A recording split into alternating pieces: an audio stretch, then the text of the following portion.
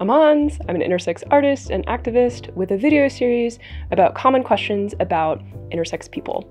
And since we no longer have Yahoo Answers, today's question is there a possibility that I'm pregnant? Could I be pregonate? Can u get pregante? yes. And no.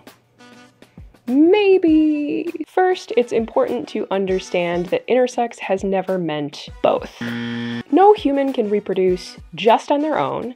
If you're looking for that, you're going to want to check out Starfish. I'll put a link in the card above. Most humans develop their sex traits in one of these two complete paths. Intersex people break these patterns in some way.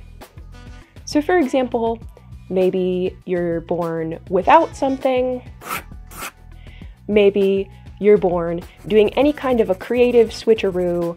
There's lots of different combinations that are possible, and I've made a video series that talks about this in more detail, which I'll also put in a card and in the description.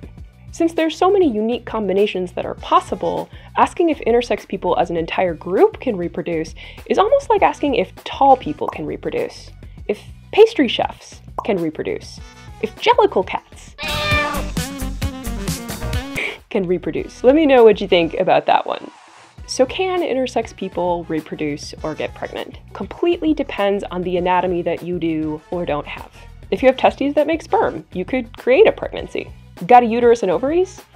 You could become pregnant. I know of one person who had one ovary and one ovotestis, so a mix of both ovarian and testicular tissue, and only found that out after having already had 2 children. So total mix across the board. What I will say is that some intersex people who don't have the ability to reproduce are cool with that.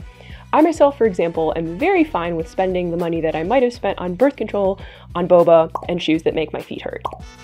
But infertility also sucks for a lot of people. I know a lot of intersex folks who really wish that they could have their own biological children, who do have their own biological children. I know a lot of people who are great adoptive parents too. The point is, read the room, and if you are going to ask these kinds of questions to anyone, you should at least be taking them to dinner first. If you still have more questions about this topic, let me know down in the comments. If you learned something, give this video a like, subscribe, check out the rest of the videos in the series, which I'll put in the playlist in the description, and I will see you next time.